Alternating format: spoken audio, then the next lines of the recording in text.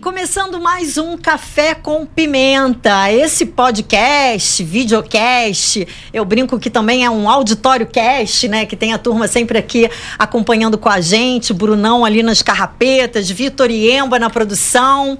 E se você quer participar com a gente, vai lá, clica no Rádio Tupi, no Spotify, no YouTube, na Apple Podcasts, é isso, Bruno? Amazon Music, todos os episódios estão lá e tá super bacana.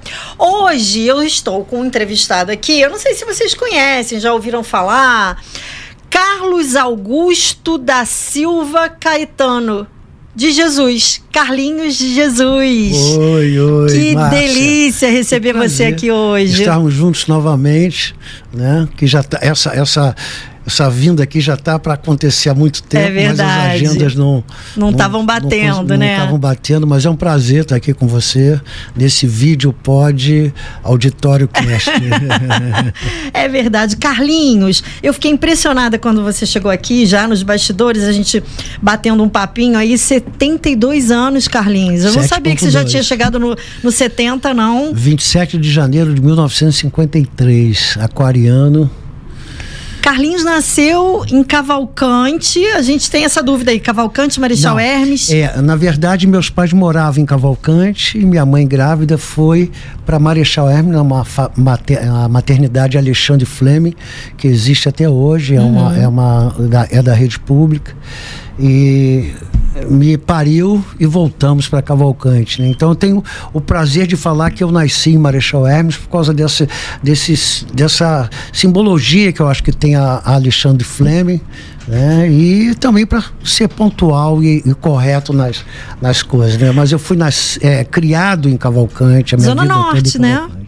Zona Norte. Bons tempos daquela... subúrbio do Rio Isso de que eu ia Janeiro. falar, bons tempos daquela cadeia. Você sabe que eu sou ali de perto, né? A Vila da Penha, né? Próximo. Penha, perto. Cavalcante, eu estudei na Penha, então eu passava ali por vizinhos. Cavalcante, Tomás Coelho, pegava ali a Praça do Carmo, mais ou menos, Estrada Vicente Carvalho e ia. Avenida Miriti, tudo por ali. Exatamente. E Carlinhos, o subúrbio antigamente, né? Aquela coisa de cadeirinha na porta, todo mundo se falando, né? Infelizmente, Cavalcante hoje em dia não é mais isso, né? Mas acho que grande parte dos subúrbios do Rio de Janeiro, porque era tão saudável, né? Era tão bom a gente... E tinha exatamente essa história, quando fazia um pouquinho de frio, era uma fogueira, a gente em casa pegava batata doce ou a batata inglesa mesmo, para ficar assando ali, jogando conversa fora, não. Conversando... coisas maravilhosas, a infância, a pré-adolescência, a adolescência, e as tiazinhas, né, todos sentados na calçada, batendo papo, enquanto tomando isso, conta da vida que eu acho que a maior, sem o advento das redes sociais, naquela época, a fofoca era ali, né, no verbal, e a criançada soltando pipa, andando de bicicleta, bom e velho subúrbio, né? Exatamente. Uma pena que tudo isso escutando acabou, música, né? Minha infância era isso, escutar música, né, botar disco, ficar escutando Beatles, enfim, sabe? Tinha a bitomania naquela época. É verdade. Carlinhos, eu vou aproveitar. Cadê a Solzinha? Solzinha, vamos tomar um cafezinho, né? Já que a gente está aqui no Café com Pimenta. Vamos. E a Solzinha é o melhor café do Rio de Janeiro, né, Solzinha? O café da Sol é especial. Eu venho às vezes para gravar qualquer coisa, eu venho sedento no café dela. Agora eu vou botar um... E você trouxe uma caneca. Tá, eu trouxe uma caneca do meu Rio de Janeiro. Com o Cristo Redentor. Com o Cristo Redentor. Eu tenho muitas canecas em casa. Eu tenho muitas canecas, Márcia. Você gosta de café? Adoro. E aí você tem aquela coisa porque eu sempre conto aqui que a minha caneca em casa, eu fico danada. Quando eu chego, minha caneca tá na pia. Quem pegou minha caneca? É minha! Eu tenho essa daqui. Eu trouxe essa aqui porque fala do Rio de Janeiro. Vamos fazer um tintim, né? Tintim. Que fala do Rio de Janeiro, né? Eu, como sou um carioca apaixonado pela minha cidade, Eu disse, não, vou levar o meu Rio para tomar um café com a Márcia. Olha aqui, ó, tá aqui, ó. Mas você disse que tem outras canecas, assim, diferentes. Eu tenho uma preta aqui, você olha, é uma caneca preta, mas ela, na verdade, para você escrever com giz, ela é uma lousa. Ah, que legal. De aula, sabe? Um material, um material que dá para escrever. Então você escreve, depois passa um pano ou lava. Ah, que legal. Né? Tem outra que é uma charger minha, né? Uma charger minha com a imagem do Ziraldo. O Ziraldo fez uma charger, né, dos meus blocos. Então a gente vai combinar assim, a gente vai tomar outros cafés, outros dias, aí você traz uma caneca diferente. Pois é, mas eu fiz isso de propósito. Ah, sabia! Carlinhos, vamos lá, a gente está aqui rindo, se divertindo. Para mim é uma honra ter você aqui. Eu sou uma fã sua, do seu trabalho já de longa data, né? Acompanho você pra caramba, te vi dançando lá no Luciano Huck, na Dança dos Famosos.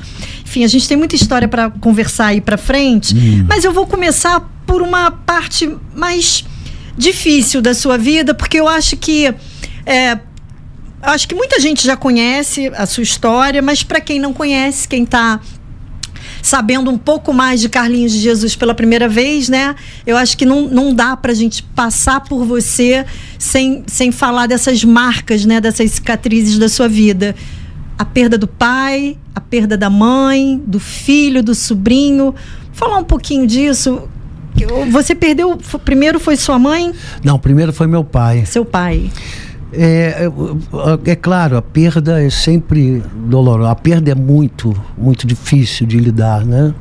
Por mais que você esteja consciente de que, e com a certeza de que a vida, você nasce, cresce e morre. Ela é finita, né? Ela é finita, mas quando se perde, a gente perde o chão também. E foi o caso com meu pai, né? Porque eu tinha uma ligação muito forte, ainda tenho uma ligação muito forte com meu pai. Mas era o fato da perda e eu estar com uma pré-estreia. Minha primeira grande peça, vamos dizer assim, conscientemente, com personagem, com toda uma produção e com Marília Pêra. Ela foi importante nessa tua passagem, foi, né? A Marília foi muito importante. Era a Estrela d'Alva no Teatro João Caetano.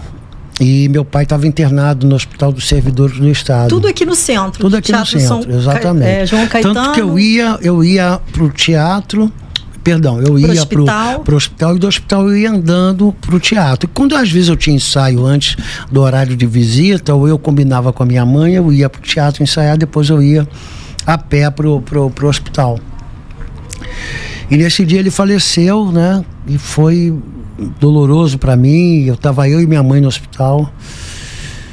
E eu disse, eu vou ficar aqui com você. A minha mãe disse, não, você... Foi repentino? Ele já vinha doente? Não, ele já vinha doente. Ele já estava doente no ano anterior, na mesma época, até no dia do meu aniversário, dia 27 de janeiro, foi a primeiro derrame que ele teve, né? Depois ele ficou um ano, depois, justamente na época de janeiro, ele teve novamente. Aí dessa vez ele faleceu. Estava internado e faleceu. E eu me lembro que eu disse pra minha mãe, não vou, estava já providenciando como é que a gente ia vestir o corpo e tal. Ela disse, não, você vai pro teatro, você tem um compromisso, você tem uma responsabilidade com a peça, com o teu trabalho. Você vai, quando acabar o teu trabalho, você vai pra capela, vai ficar na capela tal, assim, a gente vai levar pra aqui, pra colar e tal. Eu ainda insisti, e ela insistiu mais ainda, disse, não, você vai pro teatro. O show não pode parar, né? O show não pode parar, exatamente. Não usou essa expressão, mas ela disse, o povo está te esperando e você tem que trabalhar. Aí fui eu pro hospital, só que nesse inteirinho ela liga pro hospital. Na época não tinha celular, ela liga de um orelhão que tinha no corredor daquele andar. E liga para o telefone geral do teatro e diz, olha, aqui quem fala é a mãe do Carlinhos, ele está saindo aqui do Hospital do Servidor do Estado, e ele acaba de perder o pai e tal, ele está meio desnorteado, então vê aí, recebo ele aí e tal. O cara falou isso para a produção chegou até o ouvido da Marília. A Marília estava no camarim se arrumando, meteu um roupão por cima das vestes que ela estava e com o cabelo ainda por fazer, e ficou na porta, de braços cruzados, na porta do teatro, na entrada de serviço por onde eu entraria, ali me esperando. Quando eu cheguei, deparo com a Marília, né? Ela olhou para mim, me abraçou com o braço direito sobre o meu ombro, me segurou ao meu lado, segurou meu braço esquerdo com a mão esquerda forte, dela, né? E disse, olha... E fomos entrando no teatro, ela disse, olha, suba, chegou no pé da escada, indo pro camarim, para subir pro meu camarim, ela disse, suba, tome um banho, se arrume e desça, porque você vai fazer o melhor espetáculo da tua vida hoje, em homenagem ao seu pai. Aí eu chorei mais ainda, subi e tal, chorei muito, tomei um banho, botei o figurino e tal. Quando eu desci, ela estava ali pronta, já me esperando. E entramos para a coxia juntos. Ela disse, merda. E, que é o desejo de boa sorte ali dos atores, né? E o show aconteceu. Que legal. Foi muito importante, foi marcante essa tanto a minha mãe dizendo que eu tinha que ir para o show, você tem que trabalhar. Na verdade, a sua mãe sabia que aquilo ia ser importante para você, né? Exatamente. Ela não queria ver o teu sofrimento ali ao lado dela, né? E a Marília foi importante porque me recepcionou, me recebeu, vamos dizer assim, na beira do palco e disse, olha, isso aqui, né, é pra gente fazer os outros rir quando a gente quer chorar, né? É isso. E passou. Depois vem a minha mãe, a perda da minha mãe, que foi de uma forma muito trágica, né? Minha mãe cometeu suicídio, né? Deu um tiro na cabeça, ficou internada 5 dias. E eu me lembro que naquela época eu tinha um espetáculo para fazer, um espetáculo beneficente, em que a renda toda era revertida para a construção de uma sala de dermatologia. Porque sua esposa é médica, né? Minha esposa é médica, Raquel. A irmã dela é médica, o marido da irmã dela, o cunhado dela é médico. E na época ele estava como presidente da Santa Casa de Misericórdia de Resende. E eles estavam com essa dificuldade, não tinham sala de neomatologia e queriam construir, ele queria construir. E bolou o show, vamos fazer um espetáculo e toda a verba. Eu disse, então tá, eu faço sem cobrar o cachê, tudo isso vamos reverter para a construção da sala de neomatologia.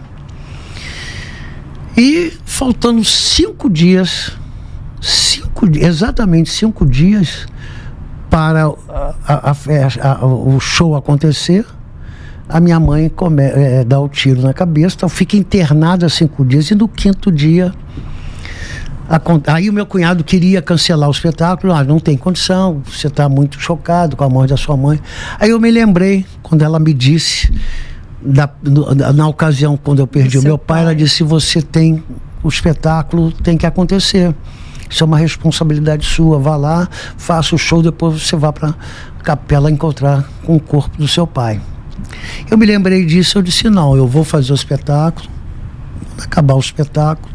Não, perdão, minha mãe ainda está viva. Não há razão para que cancelar o espetáculo. Eu vou fazer o espetáculo. A causa é nobríssima e ninguém vai devolver dinheiro. Não, vamos fazer o espetáculo. E passou, né, o 1º, o 2º dia do fato, o 3º e tal. No 5º dia, antes do espetáculo acontecer, eu vi minha mulher na coxia. Eu disse, quando eu olhei, eu disse, minha a Raquel, que está aqui presente com a gente, ela não costumava, não, né? Ela aparecer nos bastidores, ela, né? Fica sempre na plateia. E eu digo, é sinal de que minha mãe morreu. Quando o espetáculo acabou, ela estava lá me esperando e disse, mamãe morreu, né? Ela disse, morreu. E dali já fomos direto para a capela, porque as minhas irmãs já tinham dado andamento em todo o processo e tal, e ela já estava em estado de coma, enfim, e veio a falecer no 5º dia com o acontecimento desse espetáculo. Mais uma vez a dança estava ali me consolando e me fortalecendo, né? E depois veio o fato do meu sobrinho, que também cometeu o suicídio. Só que a gente estava procurando o corpo, procurando ele, né? Jovem, onde né? 17 anos.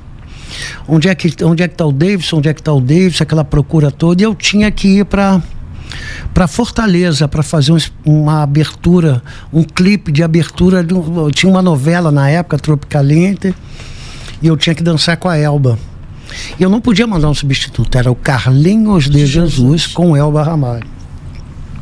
Aí vou eu pro aeroporto. Só que quando eu chego no aeroporto eu ligo e a gente descobriu que, ou seja, apareceu o corpo do meu sobrinho, né, que tinha cometido suicídio, e a gente procurando pela cidade inteira, e ele estava no quarto da casa da minha irmã, que era na frente. E como minha irmã não estava em casa o tempo todo, então a casa estava fechada, a gente não podia imaginar que ele abriu, foi pro quarto e lá ele cometeu o suicídio. E eu tinha que ir para Fortaleza. Aí a minha mulher disse: não adianta você ficar aqui, porque não vai ter velório, porque 5 dias o corpo já está em alto estado de decomposição e tal. Eu fui para Fortaleza, mais uma vez dançar. E a dança te salvando, né, Carlinhos? Me salvando, meu coração dolorido, querendo chorar, e eu tendo que fazer os outros sorrir com a dança. E passou um tempo. Essa aqui é de todas, é o contrário, né, de toda a normalidade da vida, né? De toda a certeza da vida, quer dizer, certeza não, mas que os pais sempre vão antes dos filhos, né? E eu estava em Caxias do Sul, dançando, e quando eu chego no hotel depois do espetáculo, meu telefone toca, e era a notícia que meu filho tinha sido baleado. E no momento que eu estava falando com a pessoa, que era a produtora da banda dele, ele tinha uma banda, eu escuto o médico chegando, e ela diz assim: aguarda um instantinho, Carlinhos, que o médico está aqui, ele veio lá de dentro. E eu com o telefone, ela com o telefone, e o médico falando. Eu escutei no fundo o médico dizendo para ela: olha, ele acaba de falecer. Poxa vida. Ele tinha quantos anos, Carlinhos? Ele tinha 32 anos. E assim a vida me permeou, essas dores todas, de forma... Aí sua foto com ele. Esse aí é meu filhão. Meu moleque. Foi um crime, né, Carlinhos? Foi um crime. Ele se envolveu, sem saber, é claro, se envolveu com a mulher de um miliciano. Sorrisão. Uma ex-namorada dele estava namorando um miliciano, e ele não sabia. Eles se encontram numa festa, e dali pisca o olho daqui, pisca o olho dali. Eles resolvem sair, ela não conta, não diz para ele. A gente presume que não tenha dito. E eles foram namorar. O cara soube e marcou ele como... né? Fez a vingança, né? Foi um crime passional. Um moleque que... esse soube aproveitar bem a vida, viveu bem. Apesar de só 32 anos. Carlinhos, a gente voltando no tempo... mais no tempo ainda, né? Porque a gente está falando de um filho jovem, mas eu vou lá no Carlinhos menino, né? Como é que começa toda essa sua história da dança, da música, da coreografia? Você, garoto, dançava muito com a sua mãe, né? Com os pezinhos em cima dos dela. Exato, eu pegava assim, botava nos pés dela, porque eu já era meio atrevidinho, muito exibido. Eu já chegava nos lugares, já fazia a minha apresentação. Então ela gostava quando as pessoas elogiavam e tal. Então ela ficava toda orgulhosa de que eu dançava, de que eu curtia a dança e tal. Isso vem muito dessa musicalidade corporal que eu chamo, que eu tenho, né? Porque cai um talher no chão e eu já, isso dá samba. Vem muito dessa minha vivência, né? Porque eu, muito criança, né? Ela conta desde 4 anos, mas eu me lembro com 7 anos por aí, de 6 a 7 anos, era esses encontros familiares, né? Era final de semana, meus pais iam para casa do meu tio Tatu. Tio Tatu era um amigo de marinha do meu pai, amigo de marinha, né? Serviram a marinha juntos, marinha de guerra. E eles eram muito amigos. O meu padrinho era outro amigo de Marinha também, tio Costa, padrinho de batismo. Então eles se reuniam, vamos para a casa do Tatu, para jogar buraco, os homens, as mulheres ficarem escutando música na sala e as crianças brincando no quintal. Só que em vez de eu ficar brincando no quintal, eu ia para a sala junto das mulheres que estavam ouvindo música, porque eu gostava de música. Eu ficava dançando com a minha irmã, que é 1 ano mais velha do que eu. E acho que a minha experiência toda foi essa. E depois, já garoto, eu me lembro aí já com 7, 8 anos, que eu ia para as festas e as meninas, e eu dançava com todas as meninas da festa. Fazia o sucesso com a garotada, então, com a as mulherada. meninas, quando tinham aniversário da outra, chama o Carlinhos.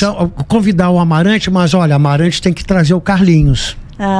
Aí meu pai ficou curioso por que todo mundo queria que o Carlinhos fosse, porque era o Carlinhos que dançava com as meninas todas. E a gente brincava de ouvir música, a gente brincava de dançar e tal. Os meninos jogando bola, que eu sempre fui ruim de futebol. E eu brincando com as meninas de ouvir música e dançando. Muitas das vezes namorados dos que estavam jogando bola, aquele flertezinho.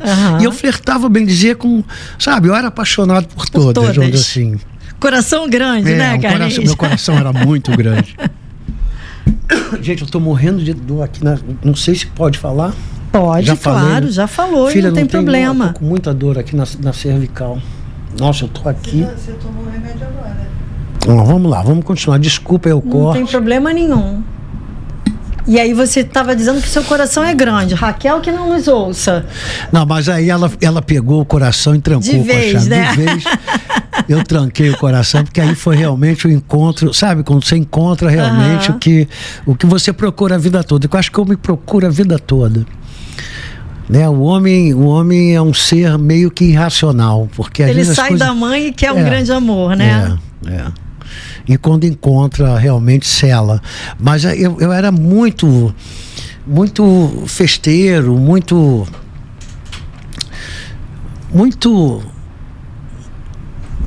digamos assim, paquerador, muito boêmio, adorava as noitadas, as festas, e sempre que eu tinha uma namorada, eu me apaixonava pela namorada. Aí eu saía dali, na semana seguinte conhecia uma outra menina e eu me apaixonava. Carlinhos, e esse Carlinhos na escola?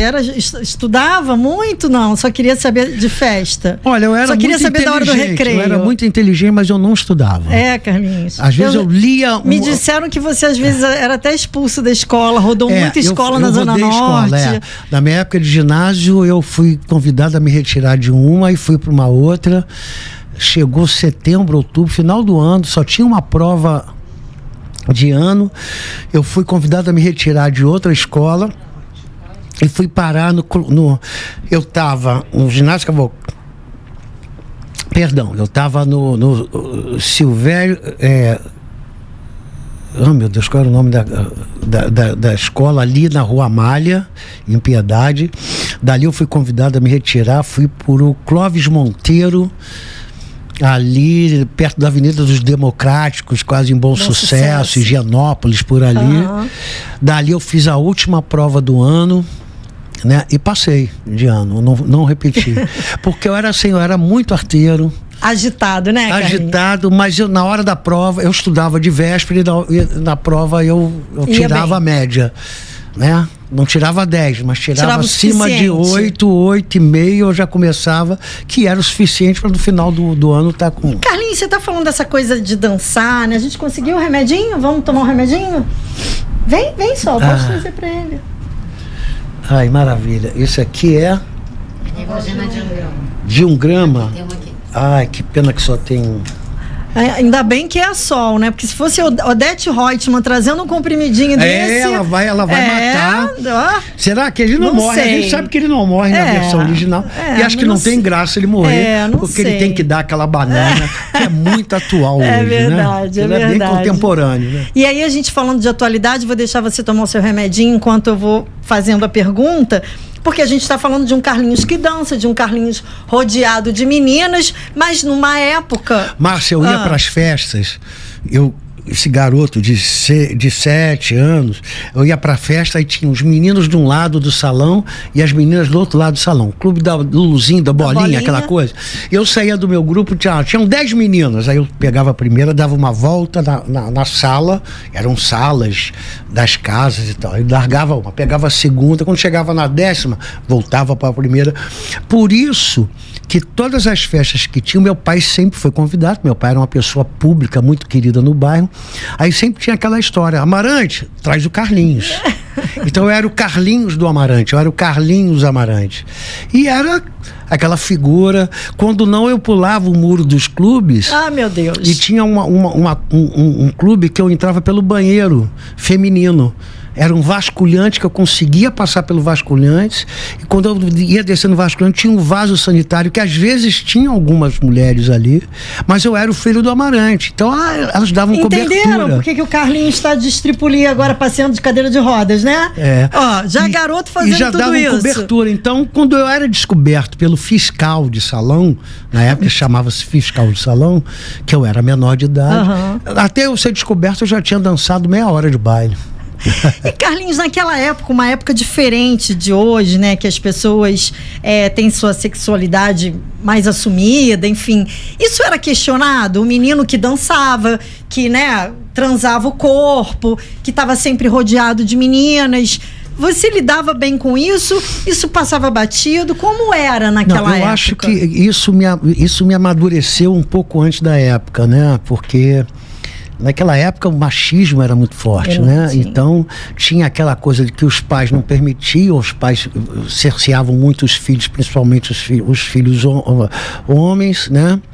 Mas também tinha aquela coisa do machismo do outro lado, que o homem, quando estava namorando, dizia para todo mundo: eu namorei a fulana, eu fiquei com a ciclana, eu transei com a beltrana.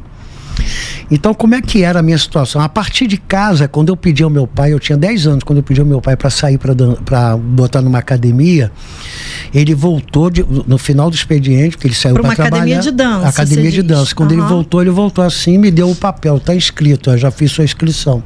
Academia de Jiu-Jitsu Marrom. Marrom era o nome do professor, o nome da academia. Então, quando eu queria dançar, ele me botou na academia de Jiu-Jitsu. Mas depois que ele descobriu que, quando dizia: Amarante, olha, vai ter um churrasco na minha casa, olha, não esquece, leva o Carlinhos. Aí ele foi descobrir por quê. Porque quando eu chegava, as meninas todas ficavam polvorosas, queriam dançar comigo. Aí ele dizia: lá, meu filho, todo orgulhoso. Quer dizer, o lado machista de que as mulheres, as meninas me queriam e tal. E por outro lado, quando eu namorava, eu sempre namorei, nessa de eu ficar ouvindo música e dançando com as meninas, na casa da Tutuca, se a Tutuca estiver ouvindo isso, hein, Tutuca? Filha da Jandoiá e do Louro, na rua Laurindo Filho, eu ficava ouvindo música e dançando com as meninas. Nesse de dançar, dava um beijinho no rosto. Na época, eu me lembro que beijar a orelha, beijar o ouvido, as pessoas... Então eu queria alcançar o ouvido. Era quase um ato sexual, né, Carlinhos? De dar um beijo, isso já era, entendeu? Ficar excitado e encostar já era o máximo. Então eu ficava, vamos dizer assim, fazia sucesso com a mulherada, né? Com as meninas todas. Sim. E os meninos jogando bola, o Carlinho, ele quer dançar. Porque o Carlinho... eu não podia dizer que eu estava beijando a orelha da irmã dele. Sarrando a prima dele, namorada, vários deles. E outra coisa, eu fazia isso com uma e com a outra, e elas não sabiam de si, porque também tinha aquela coisa de elas não falavam segredinho, uma com a outra. né? Diziam: olha, ninguém pode saber que você é namorada digamos, não vou dizer o nome deles agora. Foi quase, né? Foi quase. Que eu falei: olha, tal, porque você é namorada do fulano. Então elas não falavam que estavam comigo. Então era um segredo delas. E era um segredo meu. Então eu me dava bem. Então quando eles diziam que eu era... o termo usado era pederasta, afeminado. O Carlinhos gosta de dançar. E ficava imitando. E olhava pra cara dele: pois e você que tá dançando. A gente falava pissar. Pissar, é verdade. Pissar era ficar sarrando, namorando. As meninas. Eu digo que eu tô pissando com a tua namorada. Então, eu cresci com isso. Depois, a primeira noite que eu tive na minha vida foi com uma namorada do dono da escola que eu estudava. Na época eu estudava no colégio. Não, escola. Não vou falar nem o nome do ginásio, porque, se bem que só tinha um no bairro, né? E foi a primeira noite minha, vamos dizer assim. E ela dizia pra mim: olha, gostou? Gostei. Então não fale pra ninguém, porque senão você não vai ter mais. Então entendeu? Isso me amadureceu no sentido de não sair contando vantagem de namoros, ou ficar expondo, né, as namoradas. Você tinha uma cumplicidade com as meninas. Eu tinha uma cumplicidade. Né?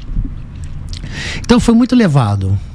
Foi levado, Foi cara. muito levado até 42 anos atrás, 43 anos atrás. É o tempo que eu tô casado. Parou de pular o basculante do banheiro, né?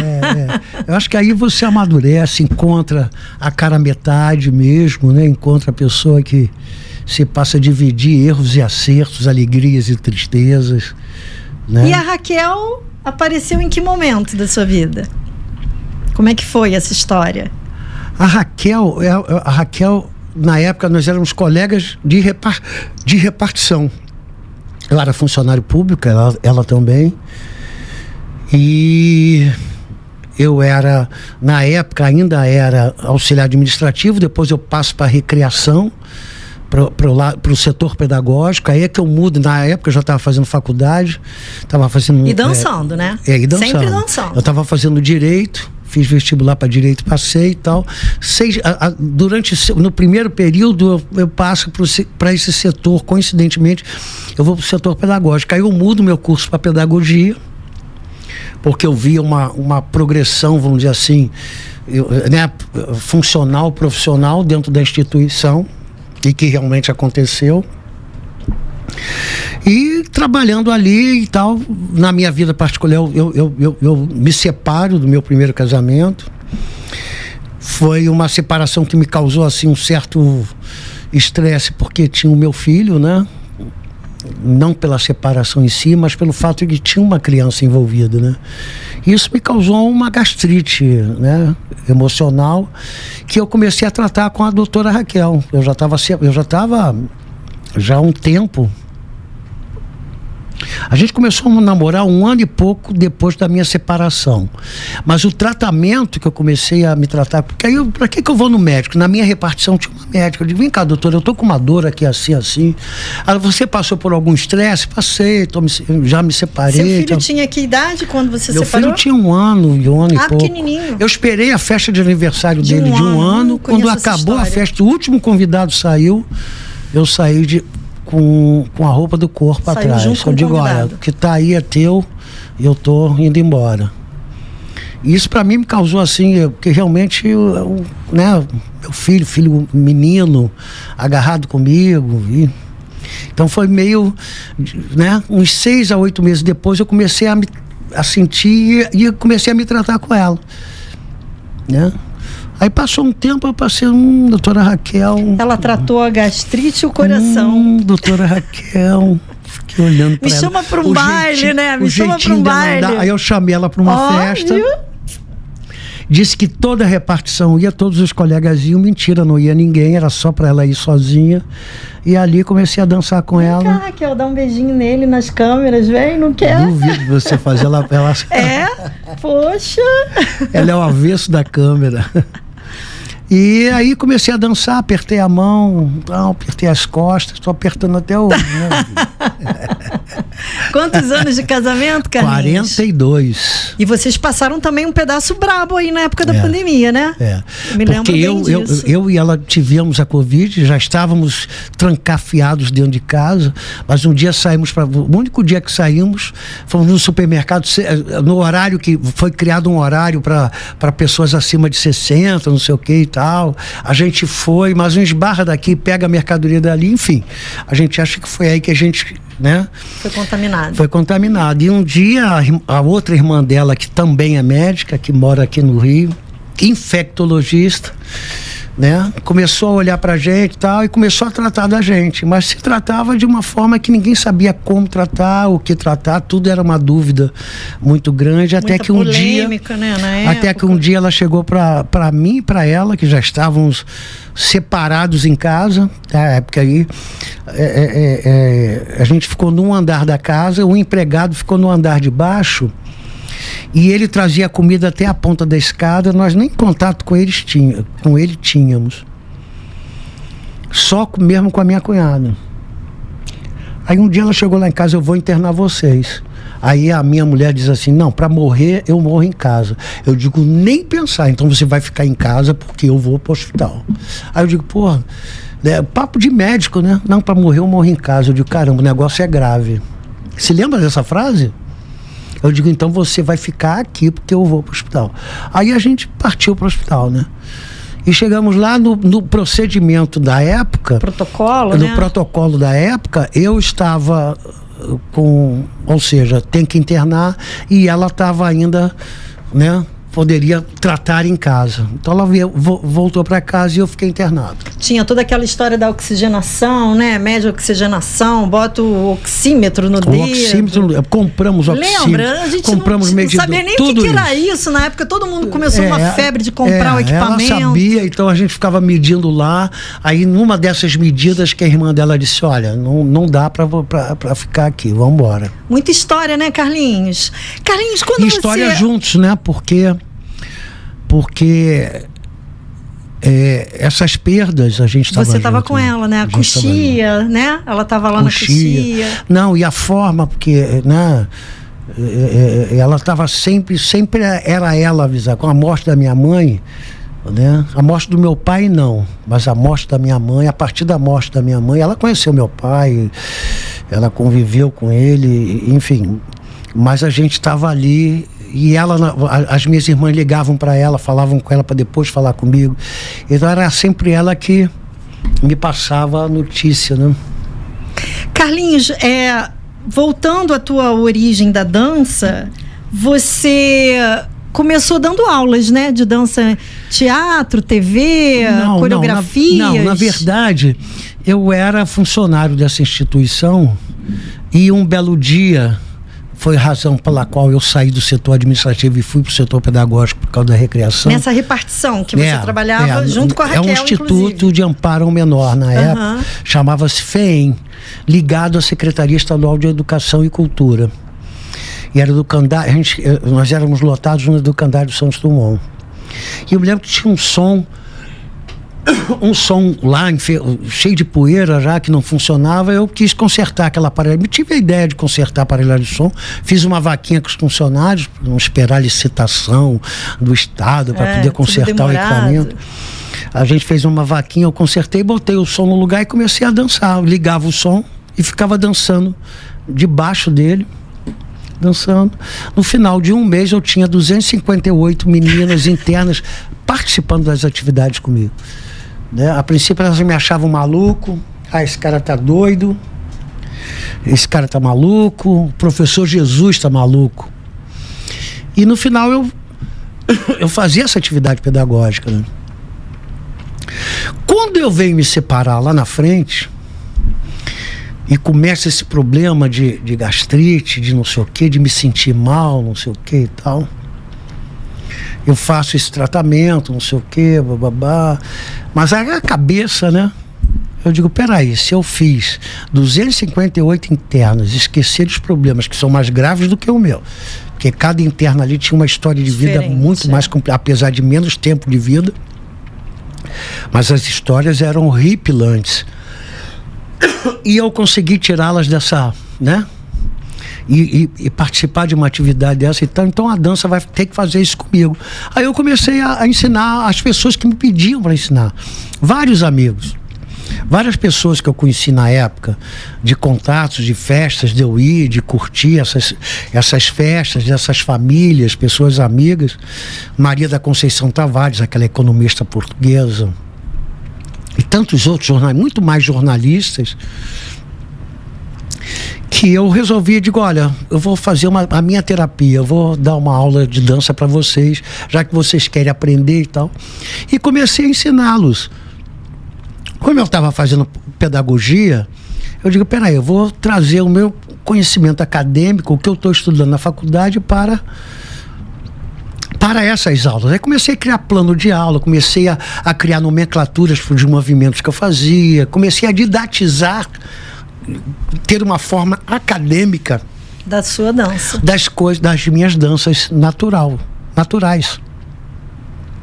No final eu estava lá.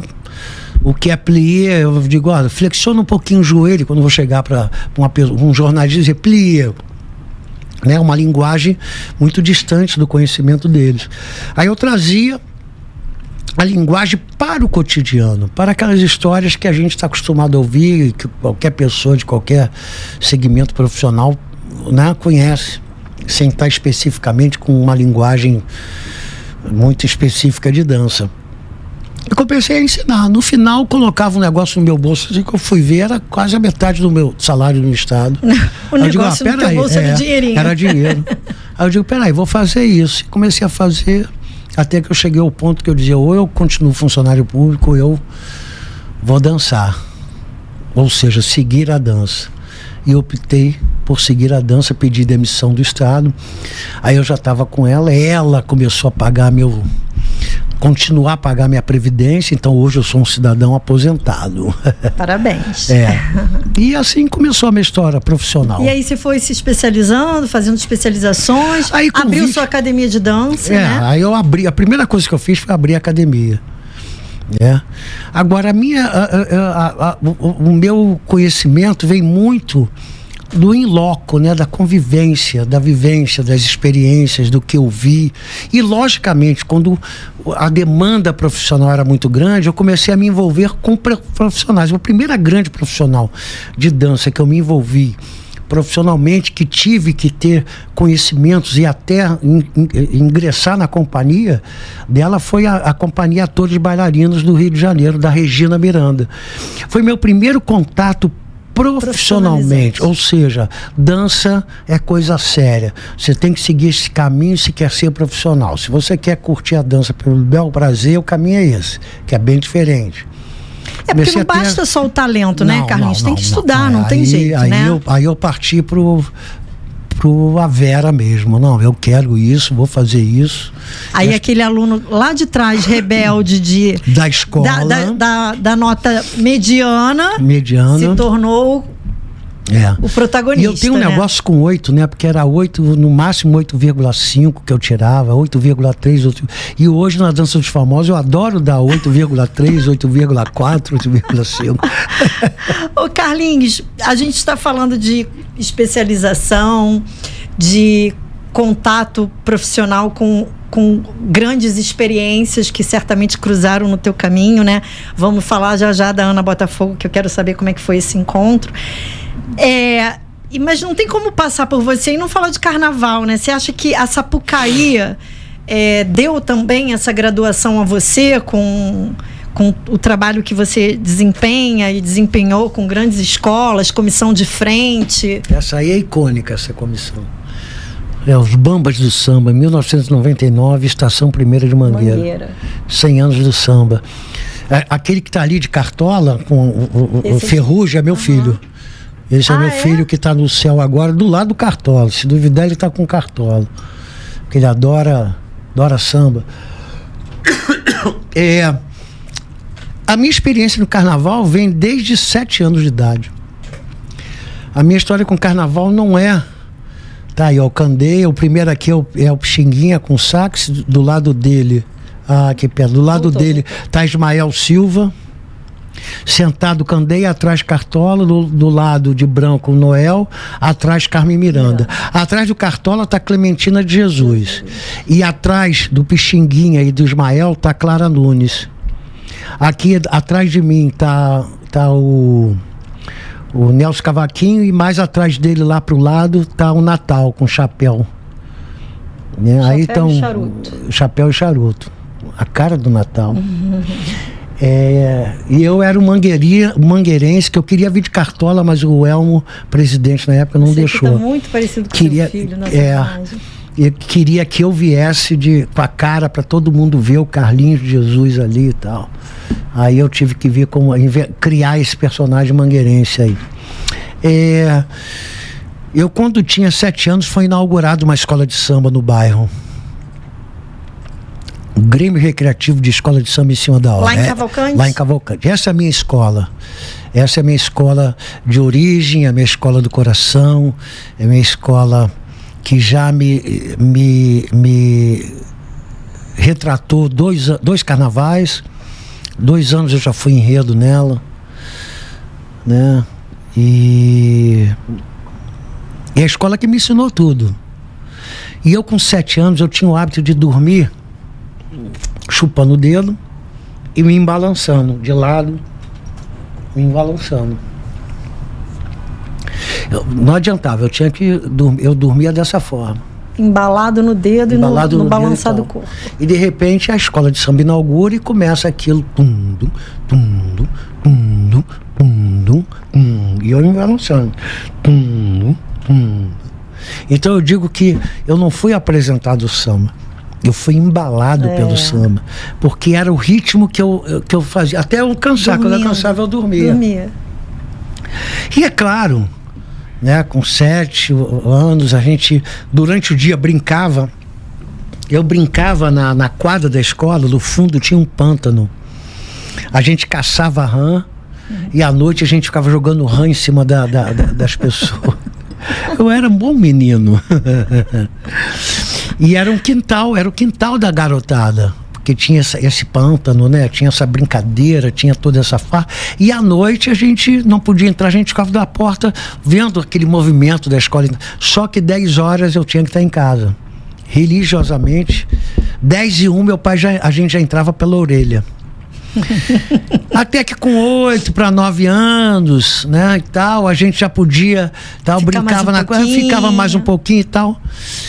E eu me lembro que com 10 anos, no Natal, tinha o Correr Coxia. A escola, o seu João Severino, presidente da Em Cima da Hora na época, quem é de Cavalcante está sabendo o que eu estou contando aqui. Ele pegava alguns membros da bateria e saía batucando pela rua. Saía da Zeferino Costa e entrava no Almeida Reis. E a última casa da rua, a penúltima casa da rua, era a casa do meu pai, né?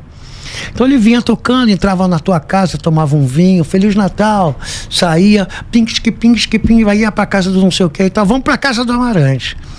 Só que na casa do Amarante, meu pai adorava receber as pessoas, então a comida e a bebida rolava liberadíssima. Meu pai tinha e as bebidas que meu pai oferecia eram as melhores, era a melhor cerveja, era o melhor vinho e logicamente o melhor uísque, porque ele, no final da vida dele ele estava colecionando uísque, né? Ele adorava, ele ganhava muito uísque bom, uísque diferente, uísque raro. Ele adorava quebrar o queixo, como ele dizia, os amigos diziam, porque os caras não estavam acostumados a beber aquele uísque. Quando botava, chegava a quebrar o queixo por causa do peso do valor do uísque. Tinha essa brincadeira. E nessa de Correr Coxia na minha casa, eu comecei a sambar com a bateria. Eu comecei a sambar. Aí o seu João Severino disse: Amarante, teu filho tem que desfilar lá em cima da hora. Aí meu pai, político, simpático, claro. Só que minha mãe, aí começou uma briga lá em casa, minha mãe não, meu pai sim, minha mãe não, meu pai sim. Graças a Deus meu pai venceu e eu desfilei com 10 anos pela primeira vez na Em Cima da Hora. Graças a essa brincadeira de Correr Coxia, que viram um branco, magro, esquelético que sabia sambar. Porque não e virei é o perfil, passista da escola. Como é que pode, eu não era o perfil Carlinhos? Da escola, mas eu fui o passista da escola. Cheguei a ser mestre-sala, não oficial, mas quando faltava o mestre-sala, eu rodava, brincava um pouco ali. Fui presidente da ala, organizei a ala dos passistas, depois veio o Jorge Fifi. Não, antes foi o Jorge Fifi. Aí, enfim, comecei a me envolver com samba e a partir dali nunca mais deixei de desfilar na minha vida. Então, dos 10 anos aos 72, quer dizer, já tem uns 4 anos que eu já não vou para a avenida. Mas qual foi o momento que porque a gente está falando aqui de de travessias, Você tá falando né? de agora, eu tô contando a origem, né? Não, mas eu tô falando, a gente tá falando de travessias, né? Histórias que atravessaram a sua vida e que criaram essa personalidade que é a Carlinhos de Jesus, né? Em que momento dessa trajetória, quer dizer, você começou Em Cima da Hora, menino, começou a desfilar, e aí depois desponta. Qual foi o momento que você começa com essa brincadeira séria, né? Das comissões de frente? Márcia, eu sou muito intuitivo. Eu sou muito intuitivo. Me vem um negócio na cabeça, eu costumo dizer o meu eixozinho. Só para ir no ouvido, só para né? que no meu ouvido. Eu crio na minha cabeça essa imagem, eu estou falando contigo, estou olhando para você, mas aqui eu estou vendo o cenário, eu estou vendo a Sapucaí, eu estou vendo o teatro, eu estou vendo o palco, eu estou vendo não sei o que, isso é possível. Sabe aquela coisa, uma máquina de enxugar gelo, tá aqui. Na realidade, como é que ela funciona? Não sei. Aí vou procurar o Marimba. Marimba é muito meu parceiro nas minhas loucuras, que é um cenógrafo, né, da Hélice Produções. Um cara genial. Eu digo, vou procurar o Marimba. Marimba, como é que a gente enxuga gelo? Não sei, mas chega por aqui, não sei. Enfim. Eu sempre fui assim, muito intuitivo. E sempre gostei de desafio. Então eu meti as caras. Um belo dia, eu já carnavalesco, vamos dizer, carnavalesco no sentido de folião, de sambista, eu já tinha desfilado Em Cima da Hora, minha origem, Portela. Primeira escola de samba fora da Em Cima da Hora que eu desfilei é Portela. Por causa do meu amigo Jerônimo, que eu conheço desde essa época de adolescente, e porque a Em Cima da Hora foi batizada pela Portela, né? Então minha ligação com o Jerônimo foi daí, né? E ele gostava de baile também. Então durante o ano, os primeiros meses do ano, a gente ia para baile e macumba, festa e macumba. As melhores festas eram nos grandes terreiros que a gente ia. E depois de uma parte do ano era só escola de samba. Então era Em Cima da Hora, Portela, Em Cima da Hora, Portela, Portela, Em Cima da Hora. Ele vinha para Em Cima da Hora, acabava o samba da Em Cima da Hora, que acabava mais cedo, a gente ia para Portela e chegava na hora que a coisa estava esquentando. Depois eu já fui para o Salgueiro, porque uma grande pessoa do Salgueiro, que é Elizabeth Nunes, morava em Cavalcante, e a gente era, quer dizer, amigo, né? Porque a gente era amigo, mas ela era bem mais velha do que a gente. Mas aí, cheguei a desfilar no Salgueiro. E no final eu era... As travessias, né, Carlinhos? Que eu ia desfilar em várias escolas. Quando dá um clique, que eu vou fazer a comissão, assim, eu já tinha substituído Em Cima da Hora. Já tinha substituído o mestre-sala, mas nunca quis ser mestre-sala. Mas já tinha feito comissão de frente na Sapucaí, que foi a Unidos da Tijuca. Foi a primeira? Foi a primeira escola que eu faço uma comissão de frente. Que ano, Carlinhos, lembra? 90 e meu HD externo. Unidos da Tijuca. Fernando Horta. Que ele fez a comissão. Alô, Fernando Horta, um abraço, meu abraço. 92, 93, 94. Vai falar. 92, 93, 94. Então eram aquelas comissões, bem comissão de frente, de época e tal. Confesso que não me despertou, não pela escola de forma alguma, mas eu sentia a falta do passista, do Carlinhos, que vinha na frente da bateria, sabe, sambando, não sei o que e tal, que gostava disso. Eu digo, a comissão de frente é muita responsabilidade, muita apurrinhação. Imagina. Eu me lembro que na época, eu que criei essa história de o cara da comissão de frente, ele tem que ser remunerado. Era tudo de graça, era sobrinho, era filho, até na Mangueira mesmo, a sobrinho da dona Neuma, né? Acho que essa coisa não tinha um lado profissional. Então lá em 92, com 93, com o Fernando Horta, que pagavam um jantar numa churrascaria para 15 homens, você imagina.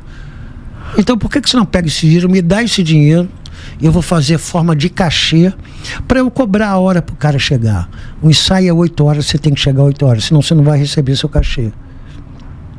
E comecei a criar essa forma de remunerá-los. A didática, né? Que você criou lá atrás nas suas aulas. Exatamente. Aí, passou, eu digo, eu quero ser passista, eu quero desfilar como passista, não quero esse negócio de comissão de frente. Na época eu me lembro que eu estava fazendo a direção de palco, ó, direção coreográfica, né?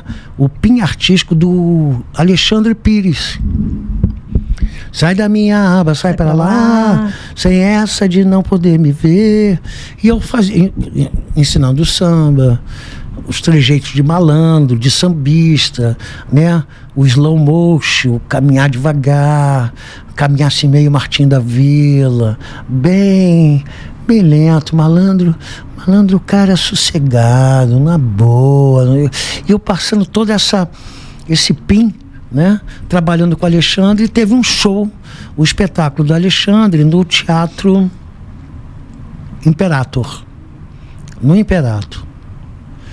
Acabou o show, eu estava vendo o show de frente, fazendo as correções, olhando, não adianta, na hora, Alexandre, na coxinha, fazer sinal. Não é. Não. Tá pronto, meu irmão, merda, bom show. Não pode ser igual o técnico de futebol, né? Que vai dando... Não tem como. Não tem como. Eu vou lá pra frente, vou ver e vou anotando. E fui lá anotando as coisas e tal, tô lá na frente. Acabou o espetáculo, eu fui pro camarim. Na passagem do camarim, né? Muito escuro, eu não enxerguei, de repente eu piso no pé de alguém, dou uma topada no pé do outro, saio catando cavaco, que eu olho, eram o Elmo José dos Santos e o Álvaro Caetano, presidente, o Elmo, e vice-presidente da Mangueira na época. Eu não os conhecia muito, e estava escuro, eu digo, oi, desculpe, pisei no teu pé, Não, tá tudo bem, por favor, Carlinhos, chega aqui, o Elmo me chama. Pô, a gente quer falar com o Alexandre Pires. Eu disse, porra, não seja por... Não, eu vou te dizer para que é. Eles queriam convidar o Alexandre para ir desfilar na Mangueira cantando junto com o Jamelão. Pô, isso não é convite, né? O cara não tem como nem pensar que não vai desfilar. Você desfilar ao lado, cantando ao lado do monstro sagrado que era Jamelão. Eu digo, vou te levar lá agora. Vem cá comigo. Cheguei no camarim, entrei no camarim do Alexandre, ó, que é o presidente da Estação Primeira de Mangueira e o vice-presidente Alexandre da escola. trouxe uma bomba. E eles têm um convite para falar contigo. Aí saí de perto. Aí fiquei reparando, fiquei olhando o Elmo conversando e tal. Ficou a pouco vendo a evolução, né? Daqui a pouco eu vejo o Alexandre botar a mão na cabeça, gente, acabo de receber. Aí, pô, tá. Aí dali, o Elmo, olha, me procura que eu quero falar contigo. Aí, no dia tal que ele marcou, eu vou no Centro Cultural da Mangueira, que é ali atrás do Balança Mas Não Cai. Era atrás do Balança Mas Não Cai. Ali eles faziam as reuniões de diretoria da escola.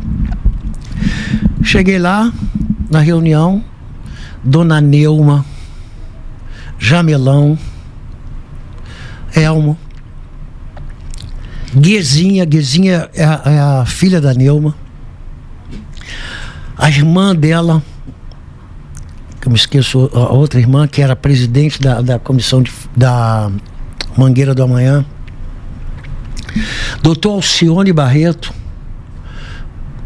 só staff de Ponta da Mangueira. Estava numa reunião e tal, cheguei, sentei, aí o Elmo, a reunião, aí chegou lá o assunto Carlinhos de Jesus.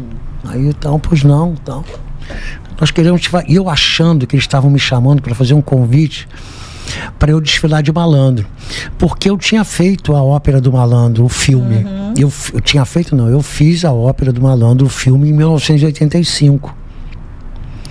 E o enredo para 98, isso foi em agosto de 97. O enredo para 98 era Chico Buarque da Mangueira. Eu digo, pô, eles querem que eu vá de passista, vestido de malandro. Porque desde o filme, né, eu comecei a encarnar esse personagem do terno de Panamá S120, chapéu paleta, camisa listrada ou camisa social com gravata e tal. Eu revivi esse personagem, isso aí. Aí eu digo, pô, ele quer que eu desfile de passista na Mangueira. Porra, legal, vou desfilar de passista na Mangueira. Foi você de novo fazendo visualizando, né? Foi eu já me vendo na estação.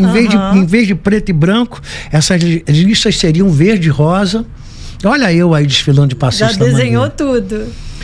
Aí de repente o Elmo chega, Carlinhos, nós queríamos te fazer um convite. Eu digo, opa, agora, passista, para você coreografar a comissão de frente da Mangueira. Aí eu olhei pra cara dele, eu disse não. Eu disse não, foi não. Não tem condição. Não, mas a nossa comissão vem com 14 mestres-salas e uma porta-estandarte. Eu disse, olha, muito obrigado pelo convite. E eu disse não quero. Pensei que eu ia desfilar como um passista na escola, mas porque estava saindo a Débora Cook.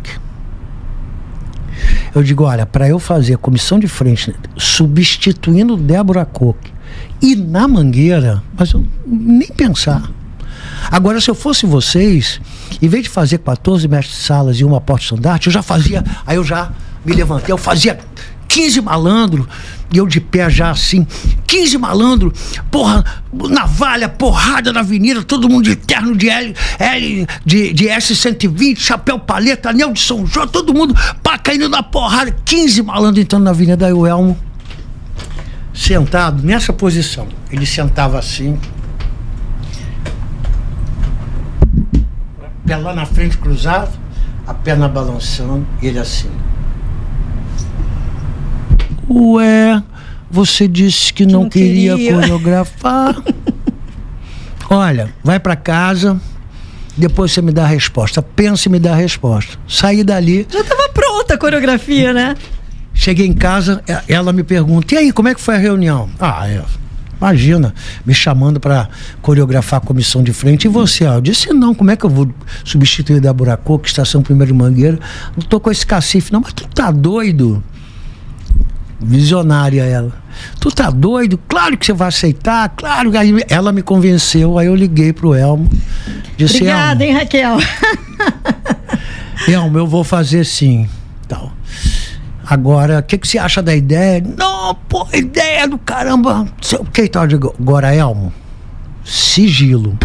Não conta. E fui eu que criei esse segredo da comissão de frente. Porque até então todo mundo conhecia as comissões de frente. Sabia o que ia acontecer. Aquele ano eu disse, Elmo, não conta pra ninguém. E nós vamos ter uma briga, vai abrir o portão, todo início de coreografia, a gente cai na porrada, nós vamos ensaiar a coreografia e depois eu vou pegar um 38 com bala de festim e vou dar um tiro pro alto. Porra, Carlinho, tu na bateria da Mangueira, tu desfilando na Mangueira, tu dando tiro pro alto, meu irmão, não vai prestar, meu irmão, não pode, porque imagina, claro. Aí eu trouxe a navalha, que teria navalha, mas a forma de parar a briga. Então eu já coreografei, em vez de ser um tiro, era eu pegar a navalha e chegar no pescoço do Chocolate. Tava marcado o bailarino Chocolate. Eu meti a navalha no pescoço. Aí todo mundo, opa, qual é a malandragem? Ajeita o paletó aí, porra, sujeira, ajeita o cabelo aí, bota o chapéu, ajeita o chapéu e vambora. E assim ficou a coreografia e a gente manteve segredo, todo mundo, os jornalistas, todo mundo perguntando.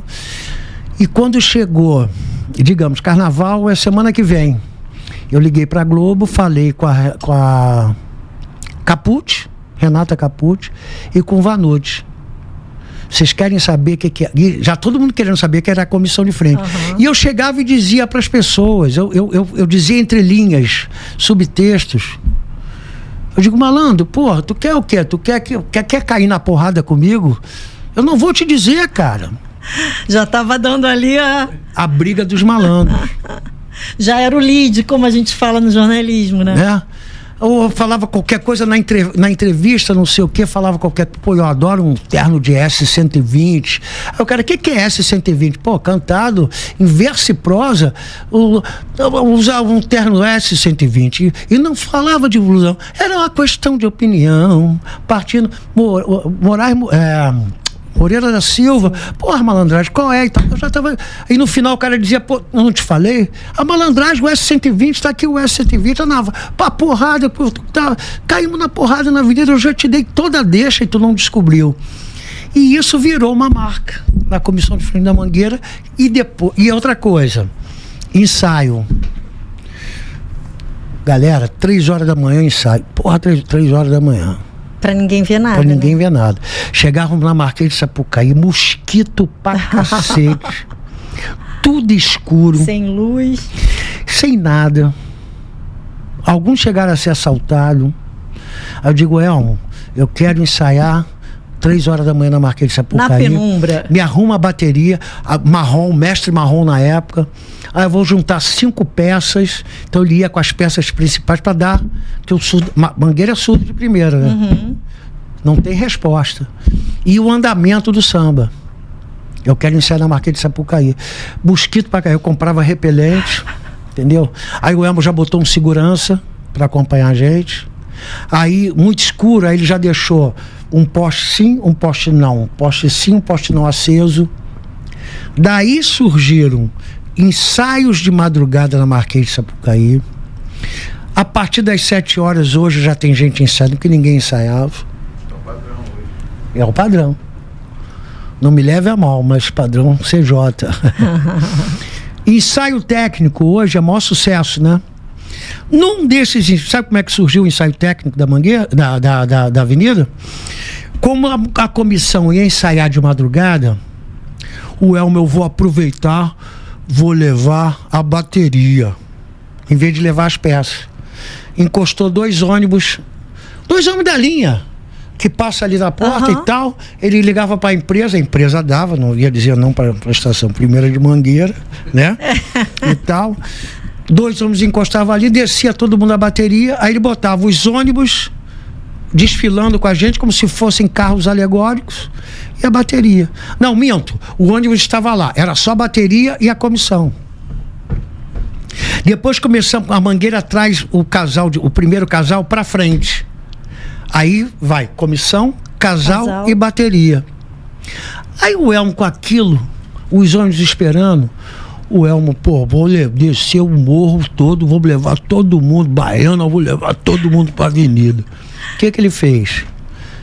3 ônibus, bateria, no pé do morro desceu todo mundo, foi todo mundo pra avenida. Comissão de frente, casal, baiana, um carro, um ônibus. Bateria, outro ônibus. Ala não sei o que, outro ônibus. Aí ele começou a fazer um ensaio como se fosse a escola. 1 vez, 2 vezes, depois acendeu tudo, depois marcou não sei o que lá, foi crescendo. O que você tem hoje, que é uma das maiores atrações da Mangueira? O ensaio técnico da Mangueira. Elmo José dos Santos é o grande responsável e com a comissão de frente da Mangueira. Não me leve a mal, isso é história. Que legal, Carlinhos. Nessa brincadeira toda, eu vou parar de falar de carnaval, senão o mister vai cortar o meu pescoço. Então, Márcia sempre me deixa participar, vou fazer uma parte aqui. Faz. De um concorrente salgueirense. Quando você entrou com a comissão do Brasil com Z... É pra Caba da Preste, Brasil. Pode moleque em mala. Eu tava assim, tipo, muito... Aquele ano eu falei, cara, o Salgueiro vai levar esse ano. Quando você entrou, eu falei assim, cara, o Mangueira vai ser campeão. Aquele samba me arrepia. Vou invadir o Nordeste. Sou cabra da peste. Aí quando eu vi aquela comissão, eu falei assim, cara, que raiva do Carlinhos de E fomos campeões. Quantos estandartes, Carlinhos? Eu sou o maior detentor de estandartes do quesito, comissão de frente. Eu tenho 8 estandartes, 7 de comissão e 1 de passista. Meu primeiro estandarte de ouro foi de passista em 1985. Caramba. Estandarte de ouro, melhor passista. Eu podia ter mandado a foto para vocês, cabelo cacheadinho. Depois a gente acha essa foto e coloca aí. Depois eu ganhei mais 7 estandartes de ouro de comissão de frente. Que coisa linda, hein? São muitas travessias, né, Carlinhos? É muita história, é muita coisa assim. Tem uma comissão engraçada que quem me inspirou, mais uma coisa da Raquel. Eu me lembro que Raquel, vamos largar a medicina, né, Raquel? Vamos... Vem pra cá, não dá não. Eu tava ensaiando de madrugada, a comissão pronta, tá? Comissão pronta, conceito, figurino, tanto que eu tive que refazer parte do figurino, quer dizer, fazer um corte num dos figurinos da Mãe África. Tudo pronto, era Dom Obá. E a história, o enredo, o rei Dom Obá sai da África e vem para o Rio de Janeiro. Aqui, ele conheceu uma mulher e teve um filho, o Dom Obá II, príncipe. Né? Ele é o rei e tem o filho dele aqui que é príncipe.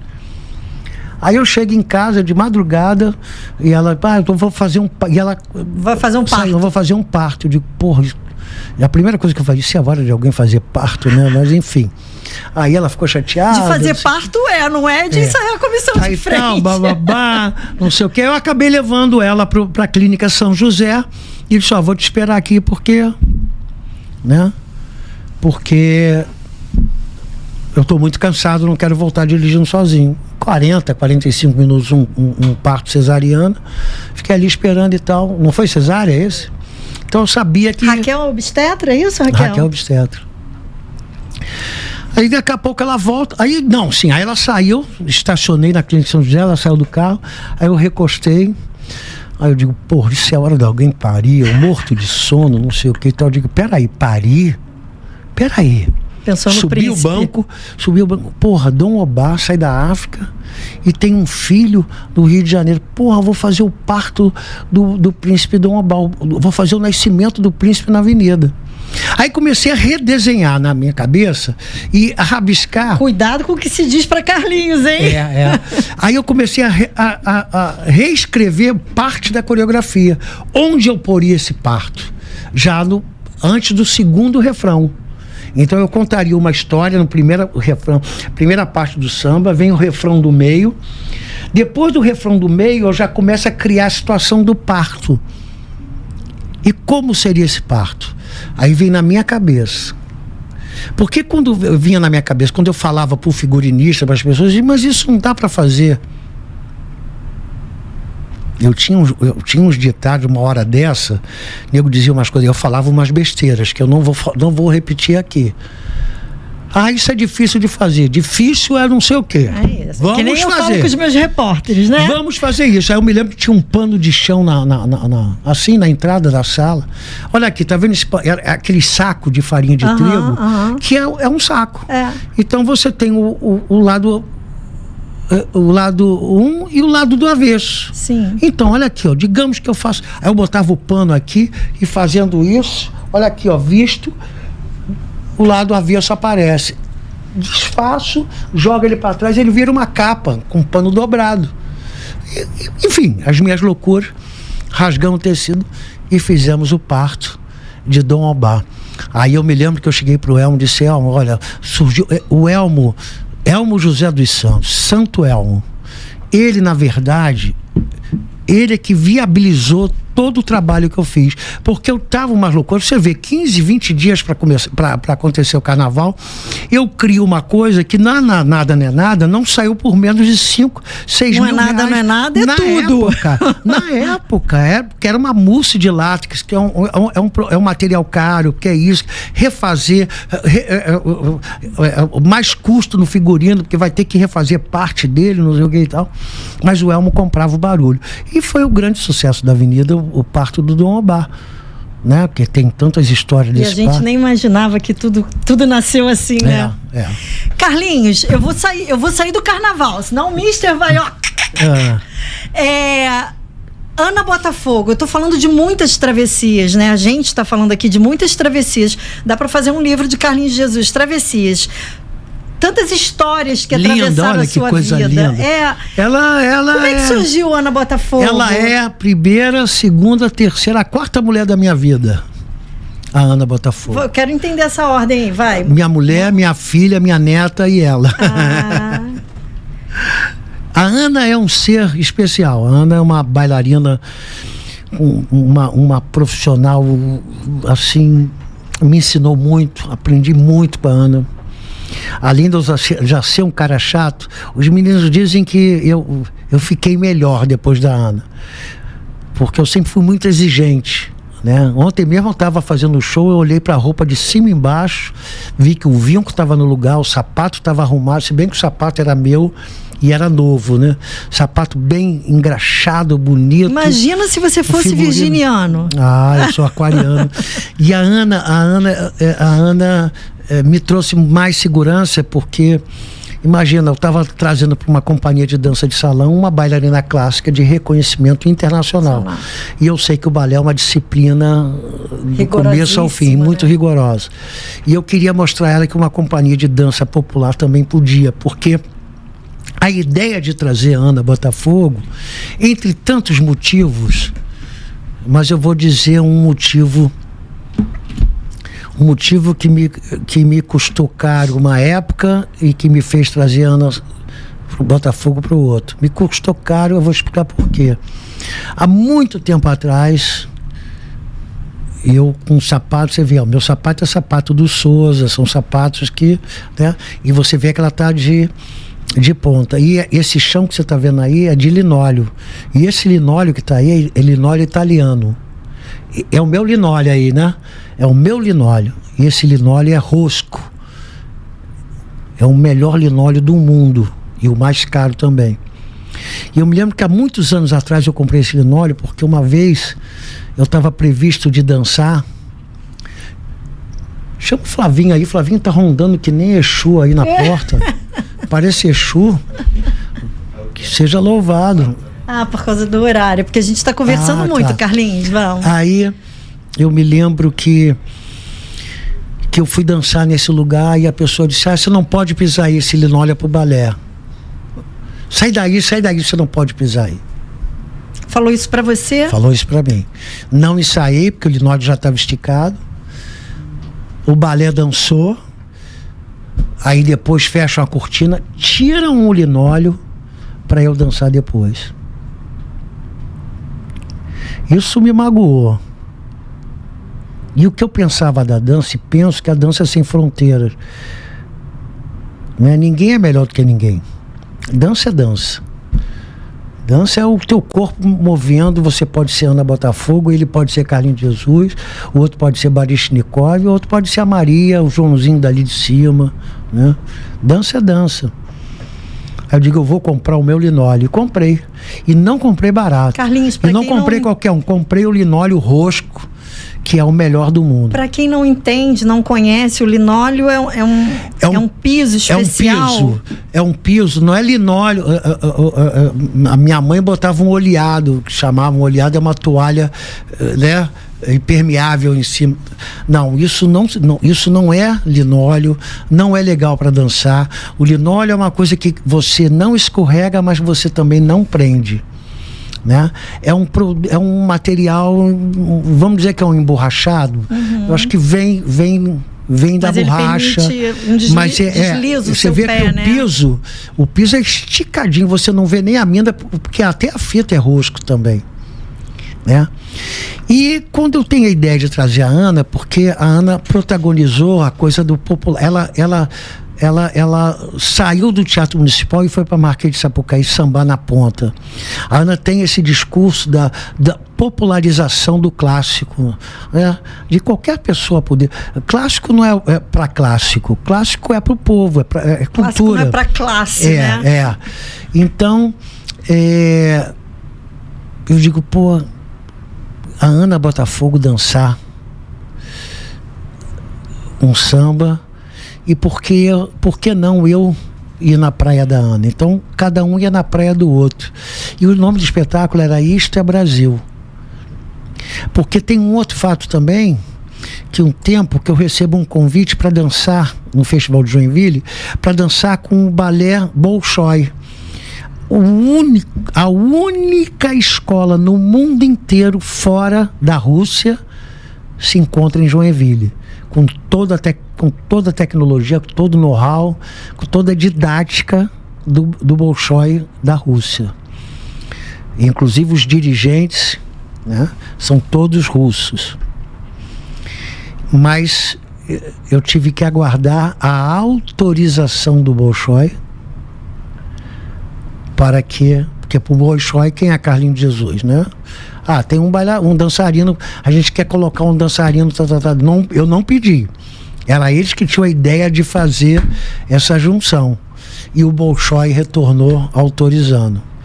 Eu estava até vendo aqui a minha apresentação há pouco Aí eu dancei, né, nesse dia com o Bolshoi.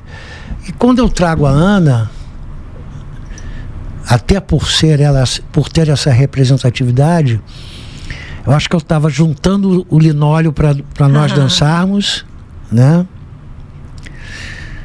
Estava indo na praia dela quando meu pai disse não para o balé clássico e eu não fiz balé clássico, trazendo ela pro popular, que sempre foi o discurso dela de dança é para todos. E isso só acontece aonde? Isso é Brasil, só pode ser Brasil. Quando tem uma merda, todo mundo fala, isso é Brasil. Mas quando tem coisa boa também, a gente pode dizer que isso é Brasil. Né? E aí veio a Ana, que abraçou, e foi lindo, foi uma temporada de mais de 20 anos. Carlinhos, isso que eu ia perguntar, com a Raquel são quantos anos de casados? 42. 42. E quantos anos de amizade com a Ana? 2004. 21 anos. Décadas, 2004. Né? Não, mas eu já conhecia a Ana de antes. Sim. 2004 é quando a gente começa a se juntar. Mas só isso, eu já tinha feito um programa de TV em que eu dançava de malandro e ela de bailarina clássica nos Arcos da Lapa. Foi o Globo Repórter que a gente fez, né, falando de dança. E foi uma coisa... Em 1990 e alguma coisa. E já tinha visto Ana em festivais de dança, né? Mas era aquela coisa, a bailarina clássica, o máximo que a gente se falou foi se cumprimentar cordialmente, né? Mas nunca, 2004 é e quando agora... a gente se abraça e a gente se torna amigo, irmão, né? Não, Aninha, beijo pra você. Um beijo pra essa bailarina maravilhosa, né? Você tem que trazê-la aqui. Com certeza. Convite feito e endossado pelo mestre Não, eu vou te dar o telefone. Jesus. Alô, Ana Botafogo, você tem que vir nesse Vídeo Auditório Cast. E do dia eu vou estar nesse auditório aqui pra fazer pergunta. Que delícia. Carlinhos, agora você tá com a Ana Botafogo, dando aquelas arrochadas nos artistas, né? Com a nota, aí fica todo mundo esperando aquele 10, né? Aí vem o Carlinhos. 8,3. Eu não aguento. Você, Zebrinha e Ana são demais, né? Um trio maravilhoso. O Zebrinha é um cara incrível. O Zebrinha é maravilhoso. É um irmão. Sabe? Carlinhos, a gente está aqui há horas conversando, dá vontade de fazer vários episódios de Carlinhos de Jesus. Pra gente falar aí. Mas, obviamente, quem está assistindo a gente está assim, mas Carlinhos já está bem? Não está mais na cadeira de rodas? Eu confesso que eu, particularmente, a Tupi é uma rádio que os estúdios todos são com vidro, né? O departamento de jornalismo também. E a gente sempre vê o Carlinhos vindo aqui visitar, fazer gravações com o Mister, gravações do programa dele. E de repente eu vejo o Carlinhos chegando com pessoas, ajudando ele a andar, e depois Carlinhos com bengala e Carlinhos na cadeira de rodas. E a gente comentava, o que houve? O que aconteceu com o Carlinhos? Eu acompanho você no Instagram, tava tudo normal, de repente Carlinhos na cadeira de rodas. Isso foi outro dia, porque eu fui até dar uma stalkeada lá e vi que em junho você ainda dançava. O que aconteceu? Eu tô aqui anotado, mas é um nome tão grande.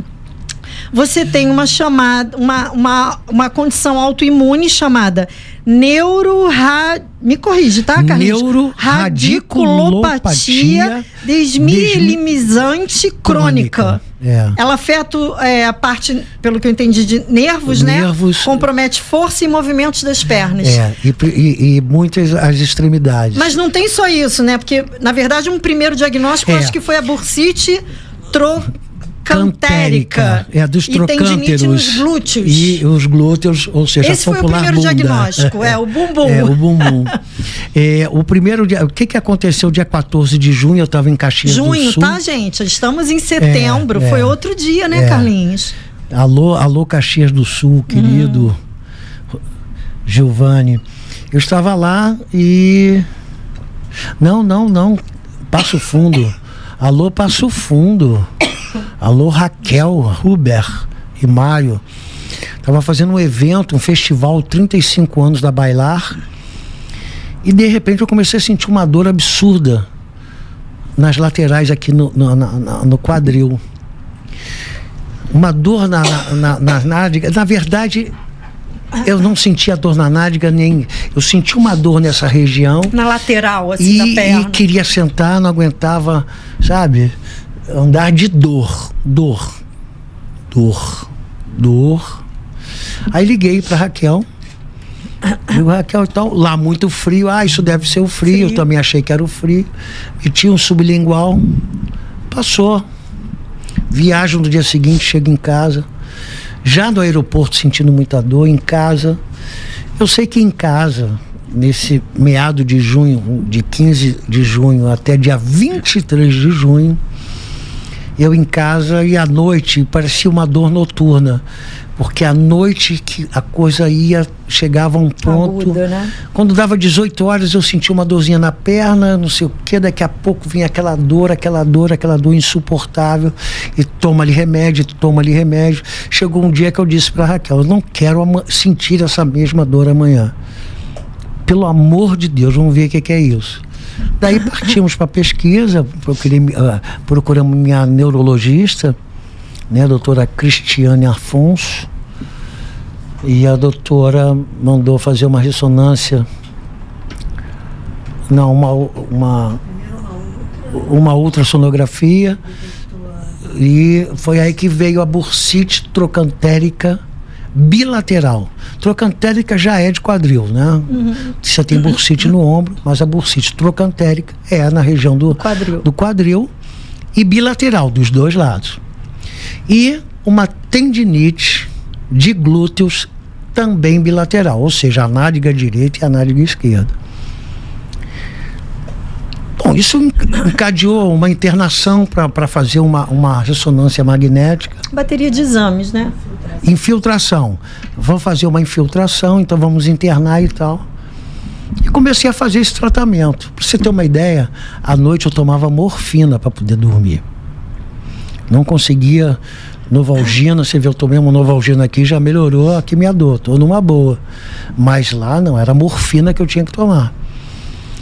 Mas aí eu comecei a ter um comprometimento das pernas.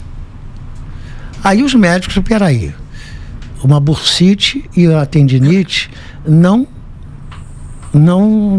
coloca ninguém, né, em cadeira de rodas. Não, aí tem alguma coisa diferenciada e tal. Aí estuda daqui, estuda aí, entra em contato com a minha neurologista, com a neurologista do Copador, e eu fui diagnosticado com a neuroradiculopatia desmielizante crônica. Que loucura, até o nome é difícil. E começou a tratar isso. Daí as dores continuaram insuportáveis e toma-lhe morfina, até que no 12º dia já comecei a desmamar essa morfina, porque eu já não estava sentindo tanta dor. Tive alta no 15º dia. Muita fisioterapia, né? Fiz imunoterapia com imunoglobulina humana. Por isso a gente viu algumas postagens suas internado, né, no hospital. Aí, inclusive, a última que eu fiz internado... Foi por agora, né? Não foi por nada, foi para fazer a imunoterapia. E a imunoterapia você se interna para fazê-la. Sim. Mas eu estava bem ali, saí de lá bem, porque era um tratamento. Foram 3 dias de aplicação. E 3 dias você se interna e desinterna. No dia seguinte você volta interna, desinterna e assim vai. Agora eu vou fazer em outubro mais 2 sessões, 2 dias. Depois, no 3º mês, eu faço 1 dia. E a partir daí, 8 meses, 1 vez por mês. Que é a infusão de imunoglobulina humana. E eu confesso que essa primeira que eu fiz... sim, a alta que eu tive foi muito em função dessa... A dor sumiu, né? E agora também eu estou muito bem e vou fazer agora, esse mês que entra, outubro, eu vou fazer a outra sessão, que são 2 dias, e depois eu faço novembro a sessão de 1 dia, e depois vou dezembro até completar 8 meses, fazendo uma vez por mês. E muita fisioterapia. Fisioterapia o dia inteiro em casa com o meu fisioterapeuta, que é o José Vicente da Cirta, magnífico José Vicente. E ele diz: olha, Raquel, ele tem que fazer isso. Aí a Raquel filma e fica em casa no meu ouvido e enfim, mil vezes. A gente fica acompanhando pelo Instagram. E estou fazendo hidroterapia também na Cirta também, sob orientação do professor Jorge Moura, e acupuntura com o doutor Fernando Cantalapiedra, musculação com o meu personal Rodrigo Scarpelli, preto velho da avó Maria Conga, com um charutinho fazendo a minha, né? O caboclo 7 flechas, enfim, ao Papai do Céu, a Deus, né? A todas as religiões, a todas as crenças, porque eu acredito numa única força que é Deus, né? As religiões são os caminhos e cada uma tem um caminho, mas todas levam a Deus. Mas que leva para o mesmo lugar, levam para o mesmo lugar, então não tem razão, alô, intolerância religiosa jamais, porque os caminhos são diferentes, mas nos encontramos no mesmo ponto, que é Deus. A gente é energia, né, Carlinhos? Exatamente. Eu acredito muito nisso. O Brasil inteiro são mais de... Eu não tenho como responder, né? Há 12 milhões, até a última vez que eu vi, estavam 12 milhões de visualizações, com não sei quanto 252 mil mensagens. Eu não tenho como responder isso, então eu fiz um vídeo só, né, agradecendo a todas as manifestações, porque isso também é importante. Claro. Eu acredito nisso, nessa energia, sabe? Porque a gente é isso, né? Às vezes chega uma pessoa do teu lado que você boceja, às vezes chega outra pessoa do teu lado que te leva um astral, que tu fica... Carlinhos, eu tô toda arrepiada aqui. Eu tô vendo daqui teu porque pelo. você falou agora sobre você tá isso. Com o teu... E a gente falou de energia, e eu não quis interromper, porque eu não queria tirar a concentração ou desconcentrar ele ali naquele momento. Quando você estava falando das comissões de frente do carnaval, eu estava já com medo dele cair da cadeira, porque a gente ainda não tinha falado dessa sua situação, mas você quase ficou de pé sozinho. Eu queria um malandro, eu queria levantar, mas eu não consegui. E aí eu pensei, meu Deus, ele vai cair, né? Mas ao mesmo tempo eu vi você fazendo movimentos que, se os seus especialistas estiverem assistindo, garanto que eles vão ficar orgulhosos, porque a dança realmente brotou aí, né? E eu achei tão lindo, mas eu não quis interromper, tô falando disso agora. Eu acredito que eu vou levantar dessa cadeira. Eu não tenho dúvida. E agora, e a cada dia mais ainda, porque eu vejo que por exemplo, hoje eu vejo que eu levanto mais a minha perna. Desde então, eu entro no carro, eu não estou dirigindo, é a Raquel que está dirigindo. Então eu entro no banco do carona, eu entro com a perna esquerda, a direita eu tenho que buscar com a mão. E agora eu já consigo, eu estou sentado aqui na tua frente, eu faço isso com a esquerda, eu não fazia isso com a direita. Aqui eu dizia, levanta a perna direita, levanta a perna direita, e a perna não se mexia. Agora, ó, levanta, ó, ela já vem, ó, a volta ainda não tenho, como tem aqui, ó, desce devagar, aqui ainda eu levanto, mas eu não tenho ainda. Pô, se antes eu não fazia, na semana seguinte fiz até aqui, depois fiz até aqui. Hoje e o meu fisioterapeuta hoje botou 3 quilos para eu levantar. Eu não fazia isso aqui, ó. Eu não fazia isso aqui, ó. Pouquinho. Agora eu tô fazendo... Não, tô mostrando a esquerda. Hoje eu faço com a esquerda até aqui, ó. 3 quilos que ele botou hoje. Então eu vou conseguir. Carlinhos, preste atenção. Eu já te entrevistei lá atrás, quando a Tupi ainda era em São Cristóvão. Já tinha passado a pandemia. Acho que já tinha passado a pandemia. E eu falei pra você, Carlinhos, você diz que todo mundo dança, eu não danço porque eu sou dura. Aí você disse assim pra mim, pois eu vou te fazer dançar. A gente deu uma ensaiadinha ali, ó. Confesso que eu achei que você desistiu de mim. Agora é uma questão de honra, tá? Não tinha como continuar. Não tinha tempo, eu sei. Ali, né? Então, agora tu vai ter que sair dessa cadeira de rodas pra me fazer dançar. Tá combinado assim? Aqui, minha gente, ó. Ali na minha, aqui na sua e aqui na geral. Todas. O nosso Brunão ali, o Vitor também. Testemunha. Raquel, tô cheio de testemunha aqui. Carlinhos, pra gente encerrar, eu queria saber o que Carlinhos de Jesus diria para aquele menino lá atrás do subúrbio que botava os pezinhos assim em cima dos pezinhos da mamãe para dançar. Fala, você queria falar alguma coisa? Antes eu queria te dizer uma coisa, né? A vida me proporcionou momentos maravilhosos e momentos dolorosos. Eu sei. E eu consegui me levantar de todas as rasteiras que eu tive. E essa rasteira aqui é infinitamente menor do que a rasteira de perder um filho. Com certeza. E eu me levantei. Então não vai ser essa que eu não vou me levantar. É isso aí. É por isso que eu tenho certeza. E o que eu diria para esse menino lá de Cavalcante? Isso. Aquele que botava o pezinho assim em cima da mãe para dançar, toda a minha bagagem, eu diria para ele, se você acredita em você, em algo que você queira fazer na vida, vá em busca disso.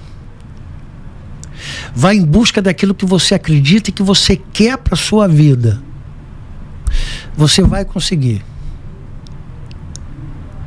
Se você não quer, não adianta quem está à sua volta querer. Se você quer, muitos à sua volta podem não querer, mas se você quer, siga, vá que você consegue. Consegue, é isso aí. E se preparar para a vida, para os senãos, para os senões, para os não, para as portas fechadas, para as portas batidas, né? Fecha, a gente vira, chega ali, tem outra Tem aberta. outra porta, tem outro caminho. Eu confesso a você que eu já me vi nessa cadeira. O que eu vou fazer? O que eu vou fazer nessa cadeira? Eu tenho planos. Eu tinha planos. Eu na minha cabeça pensando como é que vai ser a partir de hoje. Assim como há pouco a gente estava discutindo o carro, né? Porque agora ela está dirigindo muito o meu carro é muito grandão para ela. E ela está vendo, a gente tem que ver um carro menor, não sei o quê, mas a gente já estava pensando no carro que coubesse uma cadeira. E eu na boa pensando nisso. Vou fazer 10 rodas as minhas pernas. Vai ser diferente, vai ser diferente. Dançou lindamente na Dança dos Famosos com a cadeira de rodas Ludmilla. Todo mundo levantou da bancada e foi para lá. E eu fiquei sozinho na bancada. Eu digo, peraí, virei a cadeira e vou também. Eles foram com as pernas, eu vou com as rodas. E fui pra lá e comecei, a Ludmilla me chamou, eu fui lá pro meio da... E eu percebi que teve um momento que você ainda virou a cadeira assim, como quem estivesse preocupado com a câmera, pra não ficar de costas pra câmera e nem atrapalhar a Ludmilla. Eu ainda falei, poxa, o Carlinhos ainda tá se entendendo com a cadeira, ela com essa preocupação. Ela fez assim, foi lá me buscar, é que a câmera não acompanhou. Sim. Aí eu fui mais pra frente dela e comecei... Não existe limite para você. É verdade. Né? Então se eu não tenho as pernas, eu tenho as rodas, tenho o tronco, né? Mas graças a Deus eu estou evoluindo muito bem. Então se a gente vai pensar em trocar o carro, não é por causa da cadeira, por outras razões. E eu vou seguir outro caminho, o caminho de antes. Mas se fosse esse caminho, eu não ia me abater. Então eu acho que esse é o recado que eu deixo, né, para esse menino lá de Cavalcante, para tantos outros meninos de Cavalcante que estão aí, de tantos meninos que ontem eu fiz uma live com um grupo de dança de cadeira de rodas, uma instituição que cuida de crianças em cadeira de roda. Né? Eu quando fui pra festa, todo mundo dançando, e eu fiquei com vergonha de ir lá no centro dançar.